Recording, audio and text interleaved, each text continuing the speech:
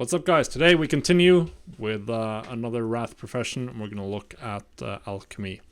This one is a staple for gold making, one of the best ones. So what do we do in Wrath? Well, the first thing we need to do is to make sure that we actually know what's profitable. And Alchemy is notorious for stuff in TSM by default to be wrong. There's two things we need to fix. We need to make sure that we're using the right material price, which is very important now, very early on. Prices have not stabilized yet.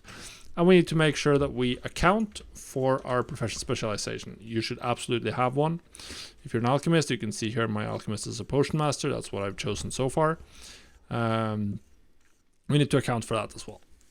So material prices, that's pretty easy. You do this here under reports and materials, and you search up the material that you want to change. So Adder's Tongue, I know that the market value is currently 3 gold, 45 silver, which is what TSM would use by default. But I also know that I can usually buy these days for about 300 gold, or 3 gold per. So I'm going to set this to 3 gold. So I just click it and I write 3 gold, and then I can reset it to default if I want to. Well, now TSM, now it's back to default, and then we're going to set it to 3 gold. That's what I use for Adder's Tongue. You want to do this for all of the materials you use, whether Ice Thorn, Lich Bloom, Pygmy Extracts, everything you use, and the recipes that you're particularly looking for.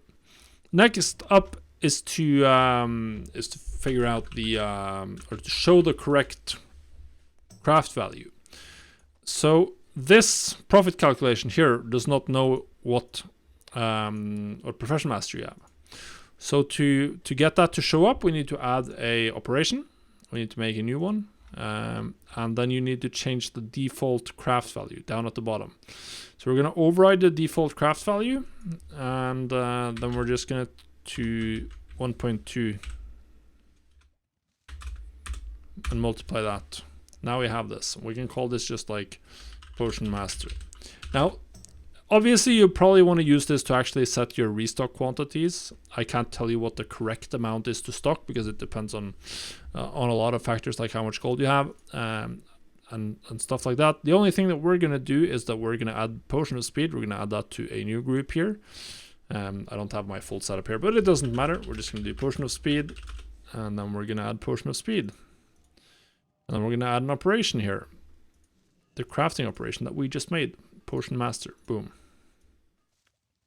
And if we see here, Potion of Speed, suddenly the profit blasted up, and then we can just click this, and the profit is now negative. So this is why it's important to take this into consideration, because, well, it's 20% extra. That's 1.4 gold.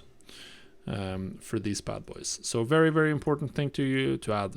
Now, if you're not a potion master, then you want to add this to the, if you're an elixir master, you're going to do it to flask. If you're a transmutation master, you're going to do it to transmutations. But that's the gist of it. You also have to take care of this in the, or you can consider this in your auctioning operations as well.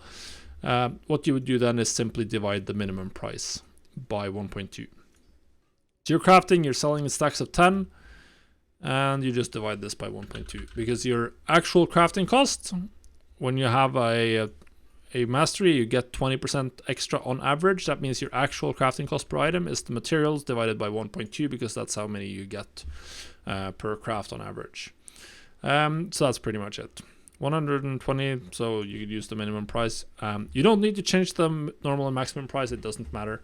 But that's what you're going to do to account for the procs. Now, obviously, what we want to know is what are we going to try to make gold with here. Northern Alchemy research is something that unlocks recipes. So you want to pray that you're as lucky as me and get Potion of Speed on your first research. That's very good. Potion of Speed is the top potion, along with Potion of Wild Magic. Indestructible Potion, like armor potions were pretty good for me in Classic. So we'll see if these are good. And then you want the flasks. In particular, Endless Rage and Pure Mojo. Why? No. And Frostworm. Endless Rage and Frostworm. Why? Frostworm is the spell power, caster DPS. Endless Rage is attack power, physical DPS. What is the most numerous role in any raid? It's always DPS. It's the main thing that people are doing. DPS. So you want to focus on that. Anything else is going to work as well, but the DPS is the absolute big one. So yeah, you also obviously want to focus on whatever you have a mastery in. If you have a flask, if you have Elixir Mastery, you want to focus particularly on flasks, crafting many of those. This is self-evident. If you have Transmutation Mastery, you're going to want to craft meta gems, or you're going to want to craft titanium bars, or whatever. That's obvious, right? Don't really have to go into in-depth about why. That's going to generate as much value as possible. I'm Potion Master at the moment. We'll see. Raids literally opened 11 minutes ago when I'm recording this, so we'll see in a week's time if I change to Elixir Master. That's a possibility, but I don't know yet. But I'm Potion Master for now, and let's hope that Potions of Speed are going to pay off over the next 24 hours. Now, the last thing I wanted to show you is my TSM setup, or some of my operations here, because we're using smart stacking. I always use smart stacking with Alchemy, and I have a little bit of a different setup based on what kind of items. Now, for flasks, I'm doing loads of weird small stack sizes, 2, 3, 4, 5. Why? I want to target people who want like just a small specific amount of flask that's going to carry them this raid night. So we want someone who just needs 3 flasks. That's enough for this raid night. They don't have that much gold, but they're willing to just overpay to save time. They're out, they're late, whatever. Okay, I'll just buy the 3. Even though they're a little bit more expensive per flask. So that's what we do for flasks. Because they last an hour, you don't need that many. For potions, we're doing much more quantity.